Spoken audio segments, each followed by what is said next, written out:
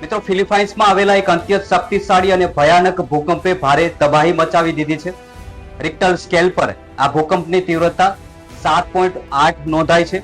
આંચકો એટલો જોરદાર હતો કે તેના વિડીયો જોઈને પણ કોઈ પણ વ્યક્તિ ધ્રુજી ઉઠે. સવારના સમયે જ્યારે આ ભૂકંપ આવ્યો ત્યારે સેંકડો ઇમારતો પત્તાના મહેલની જેમ ધરાશાયી થઈ ગઈ હતી. સત્તાવાર અહેવાલો અનુસાર આ કુદરતી આફતમાં અત્યાર સુધીમાં 35 થી વધુ લોકોના મોતના સમાચાર સામે આવ્યા છે.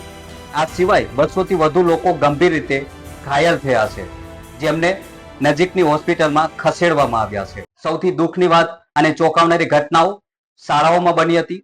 જે સમયે આ શક્તિશાળી ભૂકંપ આવ્યો ત્યારે માસૂમ બાળકો શાળાના મેદાનમાં સવારથી જ પ્રાર્થના એટલે કે ફ્લેગ હોસ્ટિંગ સેરેમનીમાં ભાગ લઈ રહ્યા હતા. અચાનક ધરતી ધ્રુજવા લાગી અને ચારેય તરફ અફરાતફરી મચી ગઈ. આવી કટોકટીની સ્થિતિમાં પણ ત્યાંના શિક્ષકોએ જે બહાદુરી બતાવી તે ખરેખર પ્રશંસાને પાત્ર છે. શિક્ષકોએ પોતાનો જીવ જોખમમાં મૂકીને વિદ્યાર્થીઓને સુરક્ષિત સ્થાને ખસેડ્યા અને તેમને પ્રોટેક્ટ કર્યા. આ મુશ્કેલ સમયમાં શિક્ષકોની આ સૂઝબૂਝે સેંકડો બાળકોના જીવ બચાવી લીધા.